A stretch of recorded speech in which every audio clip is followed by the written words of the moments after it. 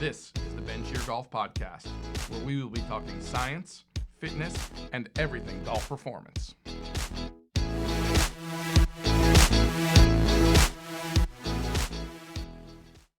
Welcome to the BenShearGolf Podcast. Very excited today to have one of the smartest body guys in the world, and certainly known by many as the leading back expert in the world. Golfers often and quite regularly complain of achy back, problems with their swing hurting their back, discomfort after their rounds with their back.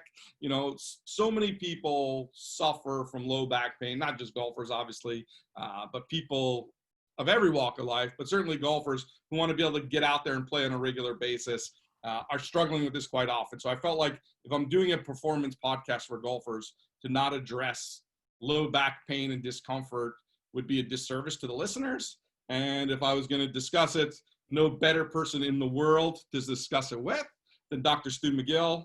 Dr. McGill is a professor emeritus from the University of Waterloo. He was a professor for 32 years. He's written more books and articles and done more research on stuff than many, many people in the history. Some really common books that have become kind of iconic books, even in the fitness industry and rehab industry. I've had the pleasure of working directly with Dr. McGill with a player. So it's a great honor to have you on the show. Welcome to the show, Stu. Well, thanks so much, Ben. But the honor is all mine. I get to do a podcast with Ben Shear. I appreciate the kind words. So, like I said at the beginning, I mean, low back pain is such a common thing across the general population.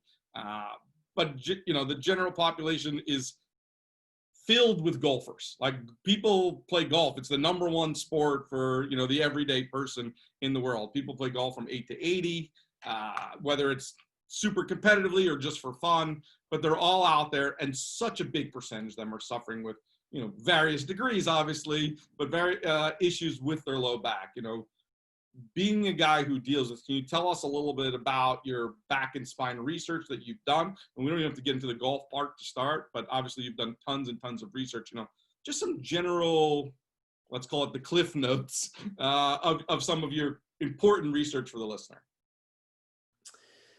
Well, I started 35 years ago as a young professor, just asking a single question, and it was so simple: how does the back work? As simple as that.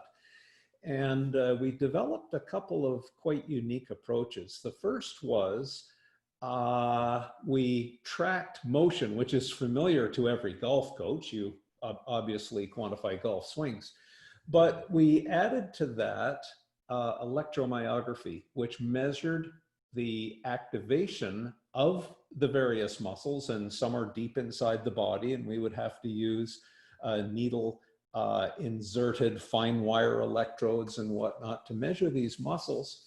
And for the first time, we were able to measure the consequence of the unique patterns of muscle activity that people chose, plus their movements. And now we started to understand what forces drove the movements. And then this was long before video and the digital world. We started to use three-dimensional television to reconstruct their movements. And then we used medical imaging technology. In the early days, it was CT scans, and we would take slices of the person's spine, build up those slices in the third dimension. So then we had a three-dimensional representation of their spine in a virtual sense. So the first desktop computers were starting to be invented. We had an early HP machine, I remember. And so we were able to take medical images of a person, collect their myoelectric signal patterns from their muscles as they moved. We were able to reconstruct the three-dimensional movement from TV and put it all together and figure out what the internal forces were. And then from there, we were able to measure quite unique things for the first time, like stability. So, you know, an engineer measures the stability of a bridge or a building. We would use exactly the same approaches for structural stability of the spine and skeleton. And then the next part of it all was we applied those forces to cadaveric spines. many times repeated, and we would see what broke or what strained or that kind of thing. So it was a rather unique approach, and slowly I would be asked to speak at neurology meetings and orthopedic meetings and then sport performance meetings. So not only would back pained people start to come and ask for consults, but some very high performers in terms of the coaching world and the athlete world started to come for consults as well. So that was the technological story that opened up this new world for us. But we also learned great lessons about mechanostimulation. The tissues of the body adapt based on the stimulation of exercise. So when you think about it, the coach and the trainer really determines the lifelong health of that person more than anyone else in the whole healthcare rubric. It's quite an astounding thought, really. And then we learned about individual variations. For example, you don't see many middle linebackers who can hit a long golf ball. If you take a thin willow branch, you can bend that back and forth many times and there's no stress. A slender spine is much less stressed when playing golf, but a very heavy boned individual, a much thicker spine, if I then replaced that thin willow branch with a thicker branch of wood and bent it with just one cycle or twisted it, it would shatter because the stress it develops is a function of the radial distance from the neutral axis. In other words, its thickness. So we started to learn why when you go to the Olympics and you see the gold, silver, bronze medalists, they all look the same in the weightlifters, but they look very different from the swimmers. They look very different from the gymnasts. They look very different from the pole vaulters and the javelin throwers, etc. So now I just mentioned a javelin thrower, which is a strength elastic athlete. Believe it or not, a Olympic weightlifter is also an elastic athlete, how that sport has evolved.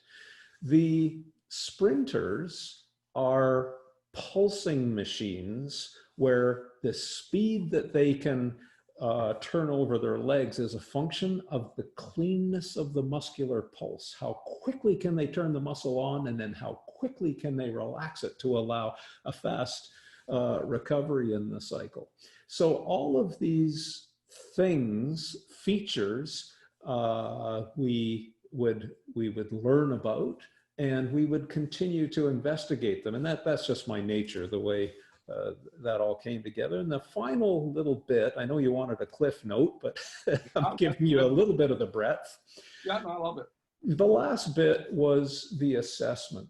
So if these are the things that matter in terms of a person getting debilitating pain, how would you measure those things? So we developed many unique provocation tests over the years, many unique tests of performance. You know, just simply, this seems so stupid, but do you remember the old Kung Fu movies where Grasshopper would be in front of Master and Grasshopper thinks he's ready to leave the temple now and he's at his training.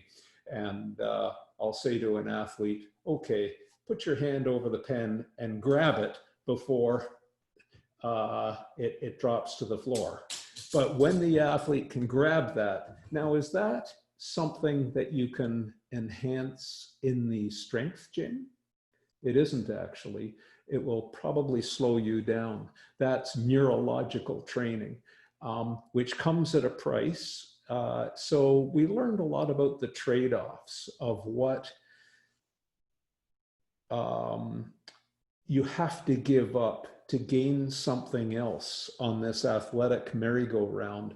And what we're talking about is we're basically mechanics tuning a body that's run by a computer, and movement tapes that can be corrupted with pain and whatnot. And I know, you know, a lot of what you and I have talked about in the past about creating movement tapes in golfers, and how sometimes how challenging that can be sometimes in something like a golf swing. It's not running around the field. So anyway, I'm sorry it was a bit wordy, but that's a bit of the waterfront of the past 35 years.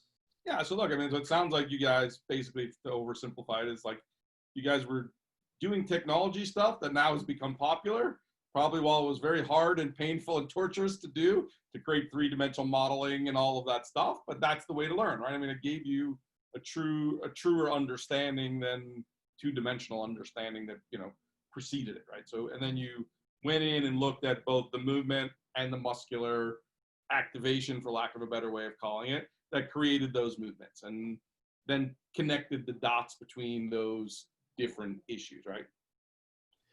So yeah, sure. okay, go ahead. I'm trying to make it simple for people. Yeah. You can elaborate. Well, I think basically you've got it. My problem is, and I always had these discussions with my PhD students, they could probably teach it better than I could because they could simplify it.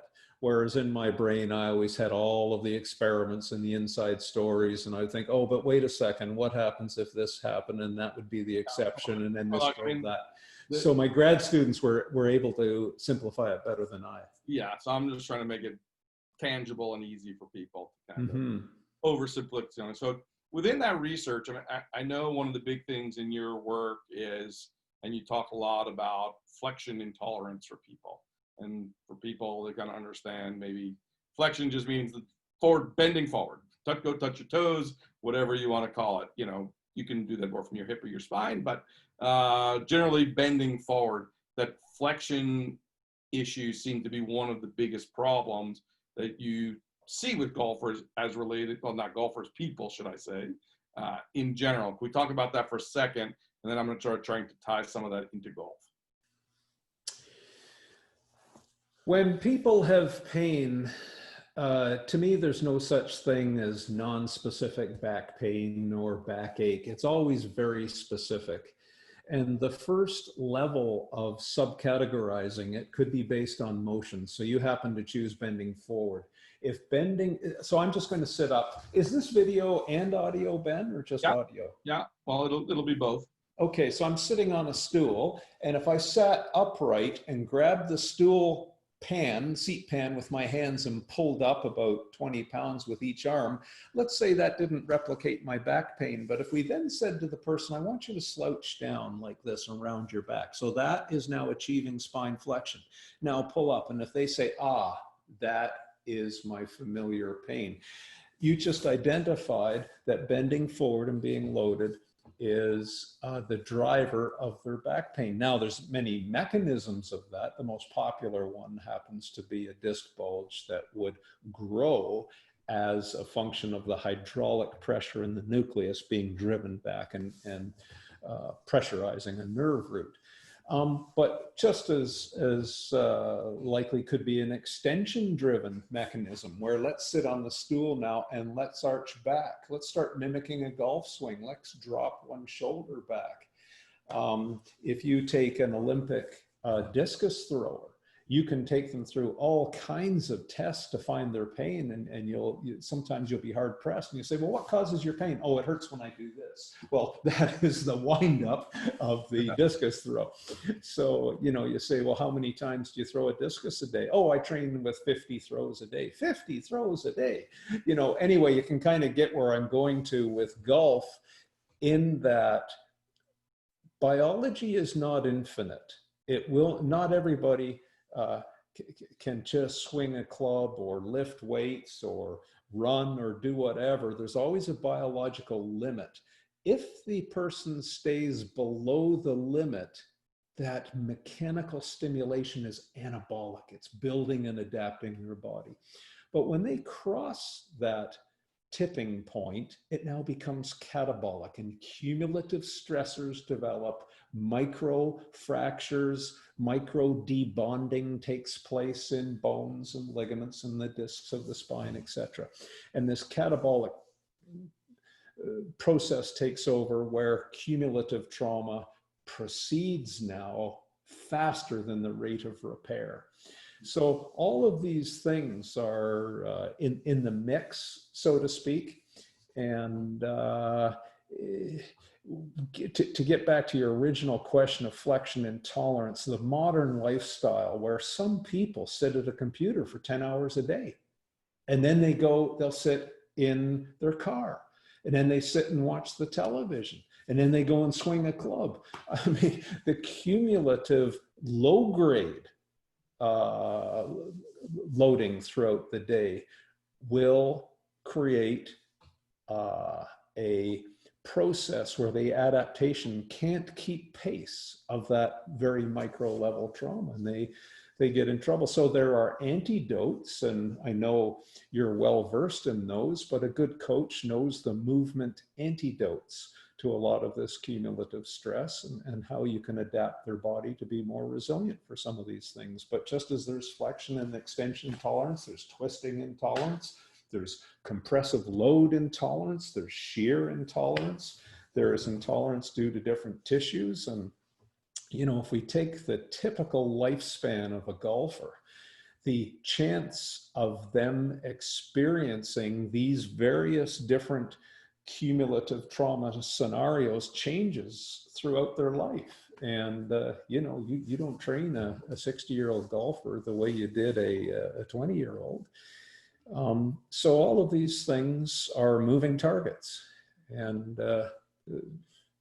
well, as you know, I'm very keen on the assessment. It drives our world.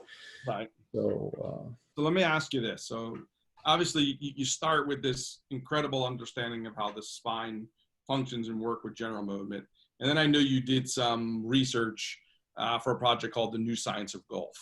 And this was kind of taking that basis of what you had learned and then kind of shifting it specifically to golf and golf application. Can you tell us a little bit about what you learned through the golf part of it? And then maybe follow that up with some things that trainers, golf professionals, and golfers themselves, things that they should really know about their back and what the golf swing is kind of doing to them, if that makes sense. Okay. Well, just before I get into specific golf, I'm just going to reiterate part of my story from before. Before I saw many good golfers, I had actually seen athletes from many different sports. And that was so important for me to gain a general understanding of what the demands of specific sports are. You know, some are strength, some are elastic storage and recovery. Certainly the throwing athletes, for example, to get a snapping force, you know, I can push you like that, but an athlete would do that. You know, they just were able to organize their body to allow the recovery, the elastic snap with a muscular pulse. And that's why a guy who looked like you and me could throw a fastball 108 miles an hour. I wouldn't have a chance. I doubt you could. But what was it when we measured it that allowed them to do these sensational performances? And then we looked at what were the features of injury resilience and what were the features that caused people to have a short career.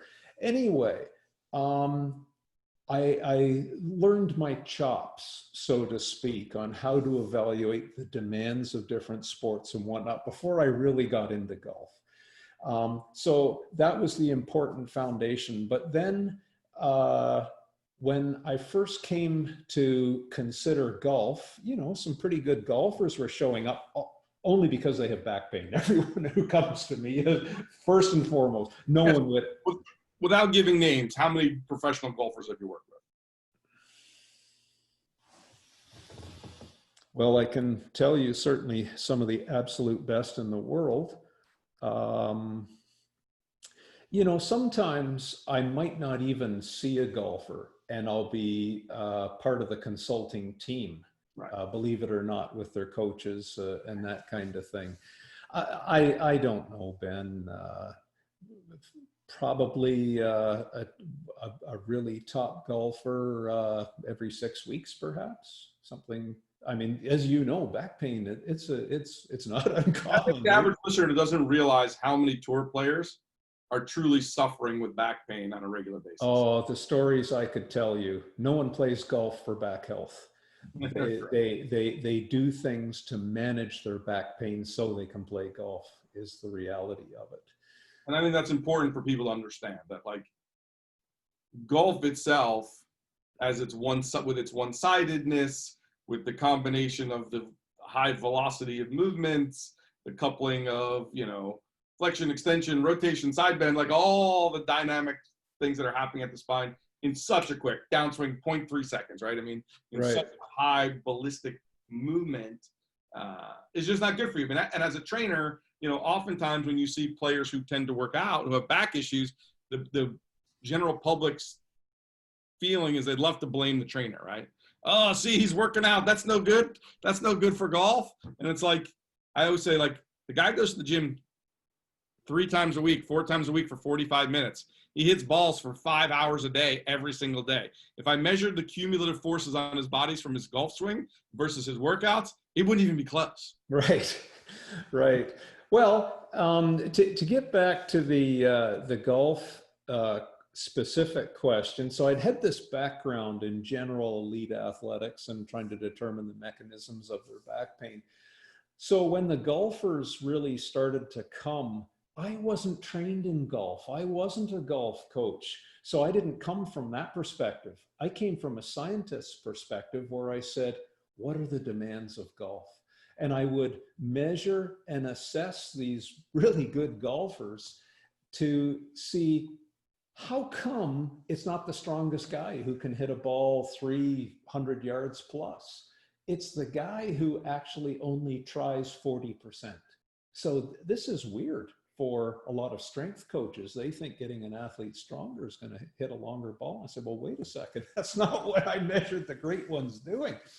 And so I came at this by measuring what are the demands of golf, and then what are the features of these great golfers. And common to the greats was they were pulsers. So this neurological ability to pulse, just to relax and pulse. So when you have a great golfer and they wind up and store elastic energy, when they downswing, there's a little bit of pulse. But when a muscle contracts, it does 2 things. A muscle creates force, there's no question. But the stronger you contract the muscle, the stiffer it becomes. So you can't move that muscle. That's why the great ones are the best pulsers. So there's this little initiation to start the recoil of elastic energy. And then after that, you're creating a whip until just before ball contact, there's a little bit of a pulse. Now, when you measure the great ones, another thing, we always had them on force plates. So we knew, you know, you can't generate force out of thin air. You've got to get it from the ground or from an impact or something. So we measured the forces under their feet. And as, I mean, I know you and I have had these conversations before. Just before ball contact, you'll see some who actually jump. They're jumpers and they leap up. And when you measure that pulse into the ground, that pulse is a stiffener. And that's what a lot of people don't get. So when you hit a baseball, right on ball contact, you stiffen and you go right through it. So in martial arts, you know, Bruce Lee would say, I relax until the time my fist hits the opponent, and then I direct all my energy into that. That is a boom, a stiffness pulse through. And the great ones were, and this was, we'd measure this really for the first time. The golf world hadn't measured muscle activity and forces into the force plates and whatnot the way we had. So as I said, some people get that little pulse at ball impact by stiffening with triple extension. Others created it through hip external rotation. So they'd come through just before ball impact, they're relaxing, letting the springs unfold, and then glute med and the external rotators of the hip. they would lead the charge of the external rotation and the pulse there, which would then propagate through the body, and then you'd see the energy stored in the shaft of the club. Just before ball impact, it would straighten and start, you know what I mean, going into its reverse curve on the shaft, etc. So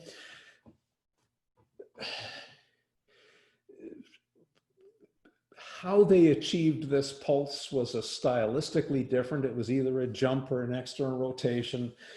The long ball hitters were obviously quite different from the tour players, who were much more strategic in that if you didn't hit a long drive, your second shot was the one that really set up the hole.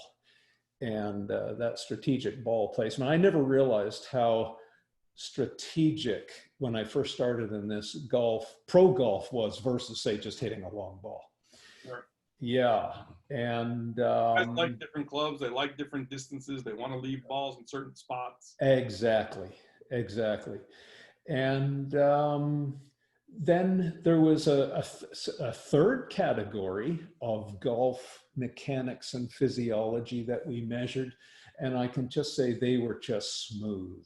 They just had this beautiful, gorgeous, smooth swing. Not one of them was a long ball hitter, but they were repeatable, just smooth. They could, I saw one of them, he was putting on a golf seminar. He came down, the crowd was waiting. He came down in a big helicopter, landed on the fairway, took out a bucket of balls. He just kicked the bucket of balls over. They just went randomly all over the place. And he told some kid to run the bucket down maybe 130 yards down the fairway.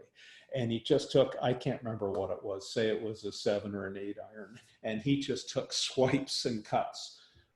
No pulsing, because, you know, I knew his physiology, but just smooth, Ben. And he almost dropped every single one of those balls into the bucket. And, you know, the crowd is just in awe. So there's that kind of a golf physiology as well. So, you know, someone like you, I know you treat each golfer as the individual, and you just know how to pull that athleticism out of them. And until we have a specific golfer in front of us.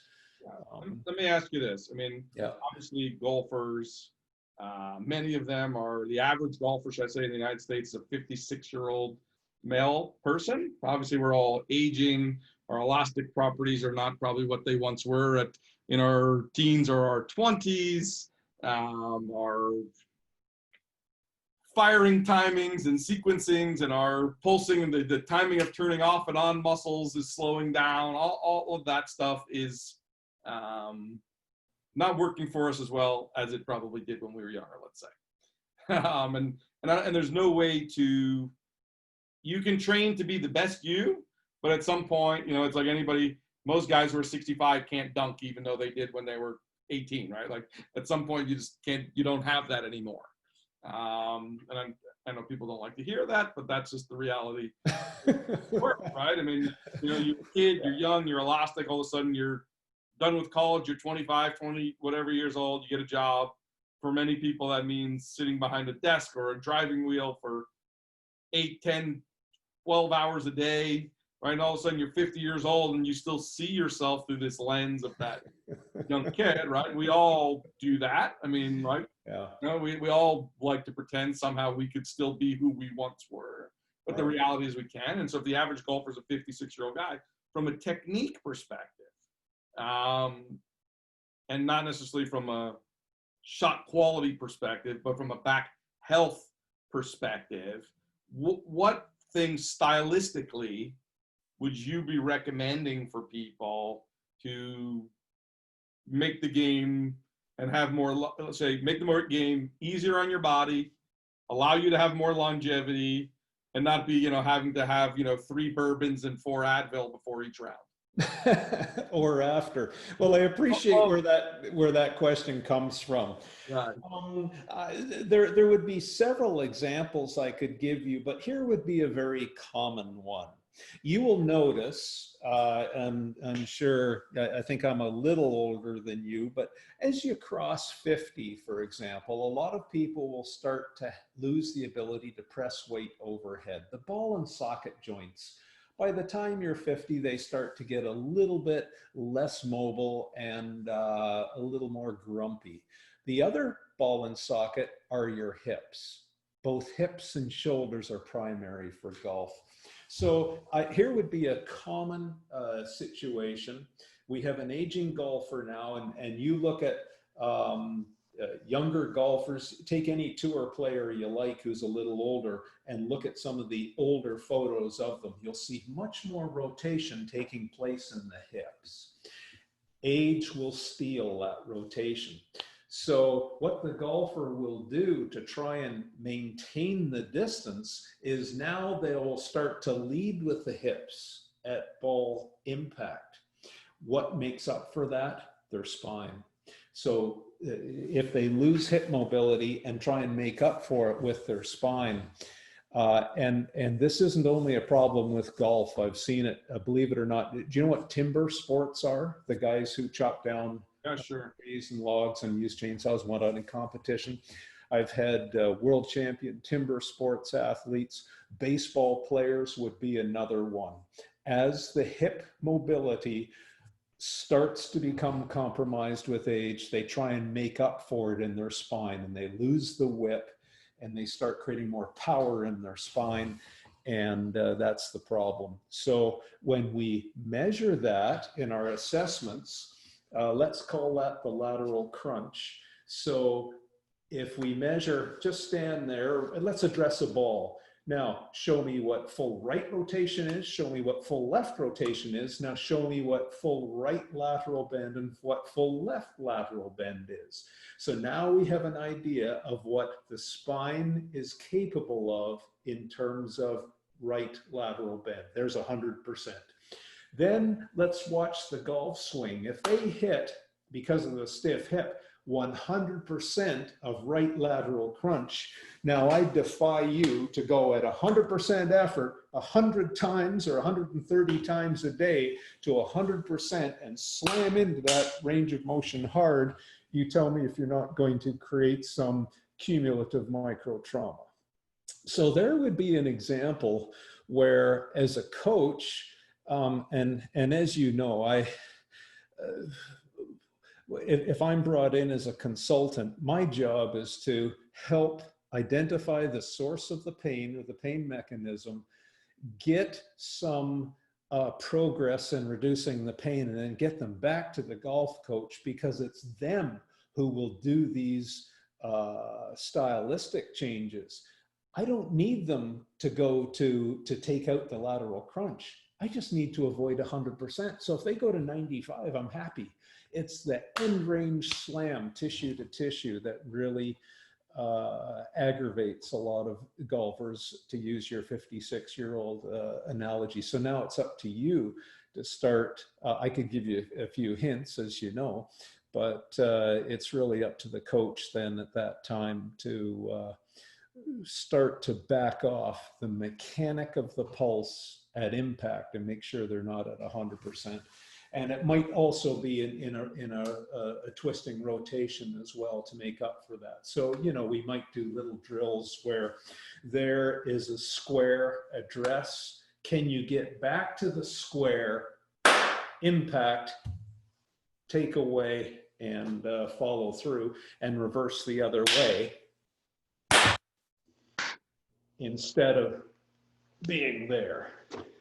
And there might be a little drill. I do a thing that my belief for most golfers in this age group is, I test their elasticity with different, counter movement jumps versus squat jumps and other type of movements where we test a movement and then do it with and without counter movements. And, sadly, the research in, the sports world is often done on young, healthy, either professional athletes, in universities with college level athletes. We don't have a lot of research done on the 56-year-old guy, right? We don't usually test them in sport application all that often. And as I've been doing it, what I find is that very few of them are actually benefiting from stretch shortening at all. Like, most of them are actually now creating more force faster in a jump, in a squat jump, than they do in a counter movement. The actual downward eccentric loading is actually just crushing them. They actually can't stabilize it quickly. They can't get the neural timing, all of the other things would have to happen and do it. So I've been, for the last couple of years, working a lot on feeling like those people are lifting their front heel, letting their left, as a right-handed golfer, should I say, lifting their front heel, letting their left knee move in, letting their hips release so they can get that bigger hip turn, because like you said, many of them are lacking hip mobility. So the more they try to do the quote-unquote modern golf swing, the more trouble they're in. I mean, would you agree with that? 100%. You've hit the nail on the head. Right? Yeah. I think the modern golf swing, while it might work for 25, 28-year-old world-class athletes, is not really meant for the everyday golfer. Ben, that's endemic through sport. The training techniques for a lifetime of enjoyment is based on the most athletic person in their prime. Well, the 50-year-old isn't that anymore. They have a different body and their body will change. So you've hit the nail on the head.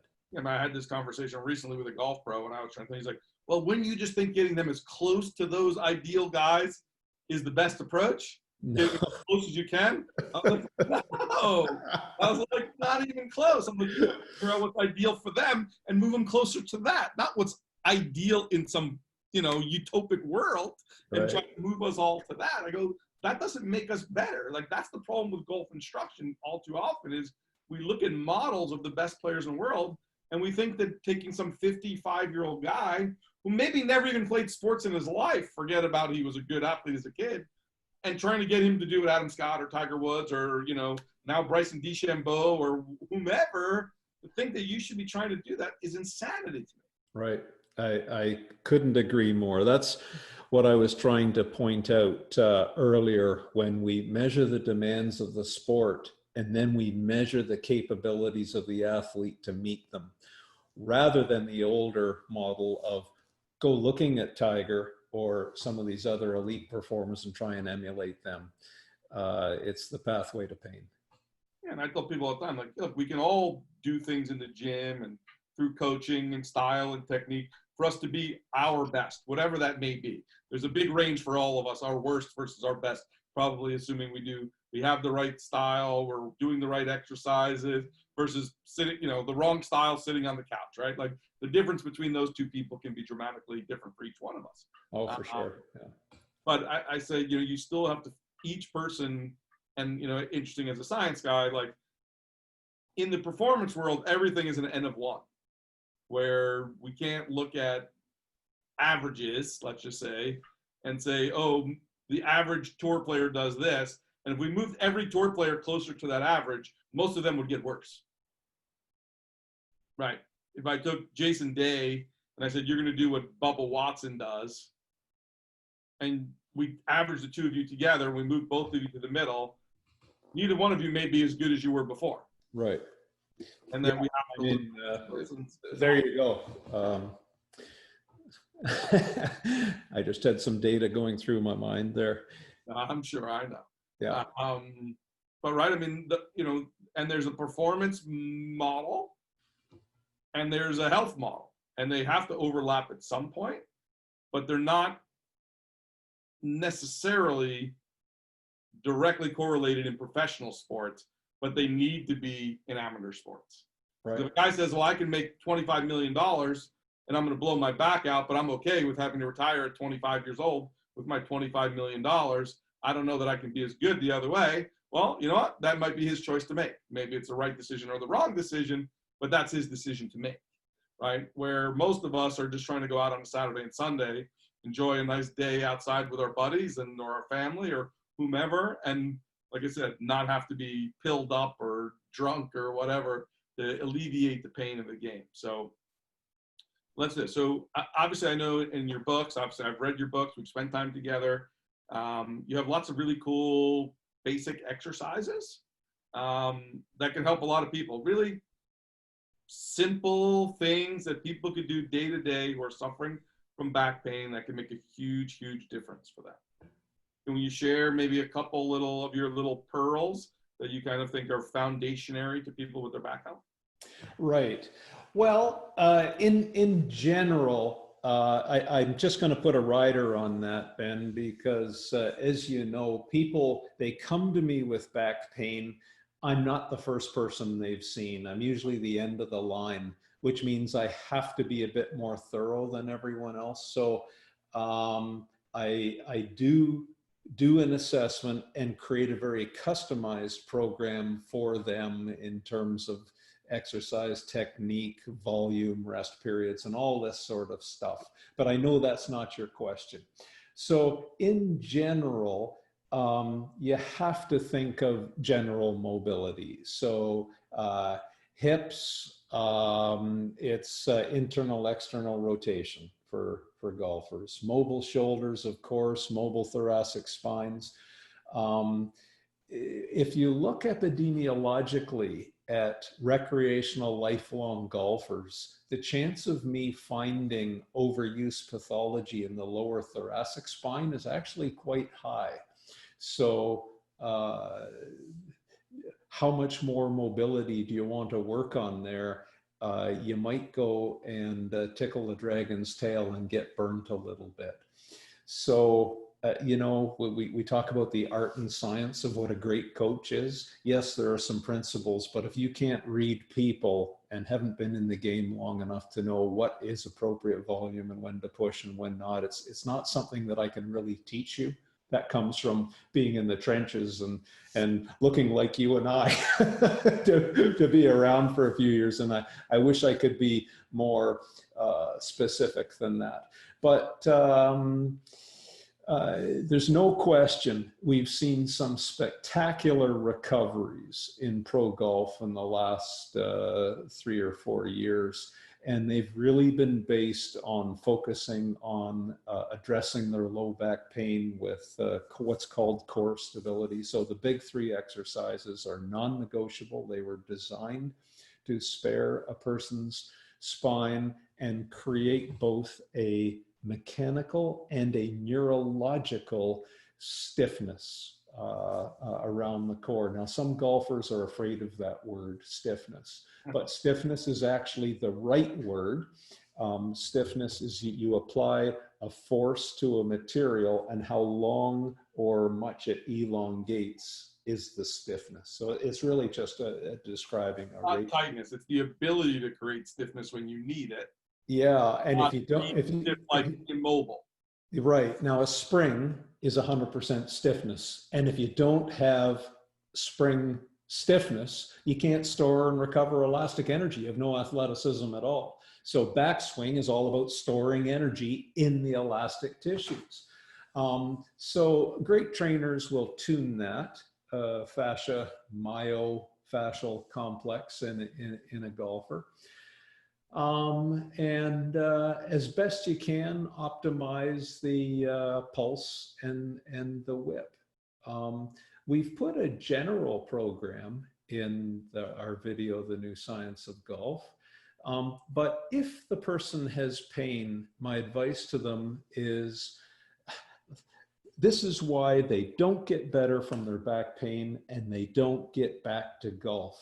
They mix it up. I'll say to them, well, what's your objective? I want to play golf. And I say, but what's your problem? I got back pain. And I said, yes, so you're trying to tune your body to play golf, hoping you're going to get out of back pain. You will fail. That's why you're here. So job number 1 is get out of back pain. I can help you with that, but forget about golf. Let's meet that objective, get out of pain and build a training capacity. Now I can work with Ben and everyone else to you've been successful, you've wound down the pain triggers, you've got some capacity to train.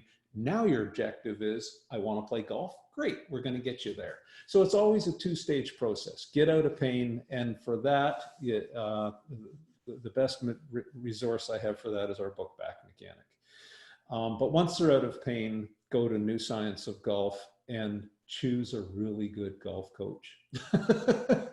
I think that's not, I mean, we laugh about that, you and I as body guys, but having a coach who understands how the body works and going in and having them understand if you have limitations and what you can and can't do and building swing style, that matches you, not some ideological model that creates more speed or better impact alignments or whatever they're looking for. Those things, you need to create those impact alignments by matching your physiology, not fighting it. Right. And I'm not going to be very popular among some by saying this, but that's a very rare talent. Most golf coaches are, I would say you and I tend to be more on the agnostic side. We're not saying this guy has the perfect swing and we should have everybody emulate that. No. We look at the individual and say, for your body, your age, your injury history, the skill of your athleticism, here is a training approach for you to be your best. There aren't very many golf coaches or coaches in general in athletics that can do that. Yeah, but unfortunately, not a lot of 54-year-old, 56-year-old guys try to go out and throw the javelin or the shot put, right? So we kind of get away with some of that faulty stuff. The problem in golf is everybody wants to go out and play and have a good time, which is great. I mean, one of the things that makes golf so great, that anybody can kind of play, and with the handicap system, you can play with all different peoples of different levels.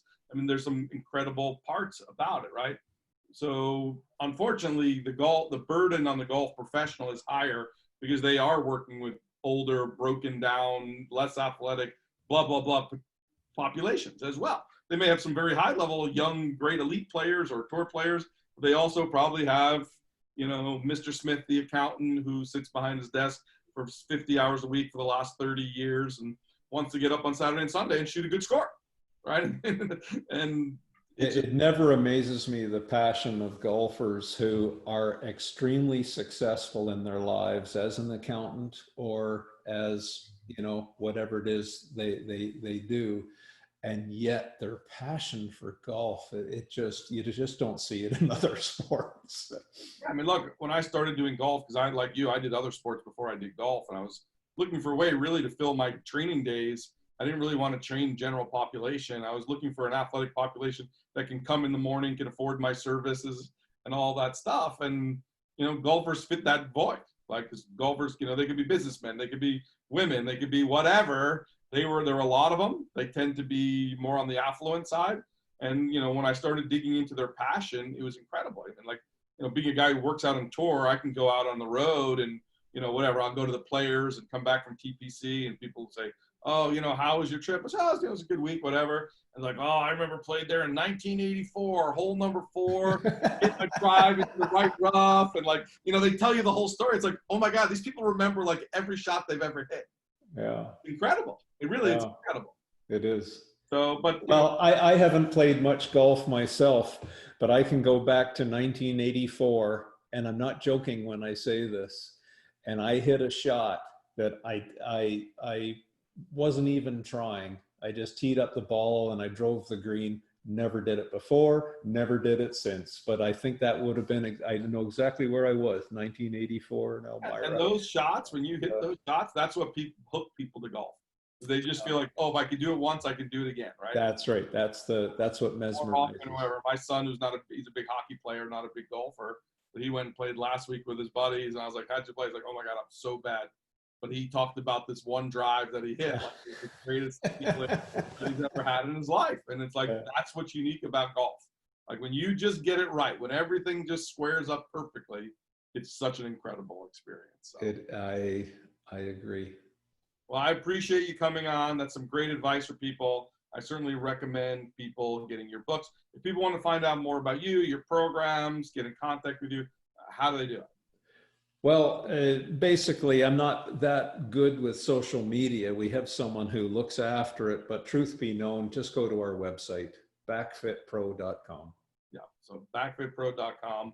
I promise you, everybody who's listening, if you're a person who's had back issues, struggle with back issues, have not been able to find solutions, Stu's book on back mechanics, and there's another fitness one that he has as well, which is fantastic. Any of these books and resources are a great place for you to get started, and you might be amazed at how even just doing the big 3 can simply start feeling better for sure. So as always, I appreciate your time, Stu, It's always a pleasure to catch up with you. Keep up the great work, and we'll be in touch soon for sure. Yeah, likewise, Ben. Good luck with all that you do, and thanks for this initiative that you do to help get the word out to help folks. Yeah, we got to try to help them if we can. I mean, that's our obligation, I think. Yeah. So great. Yeah, thanks.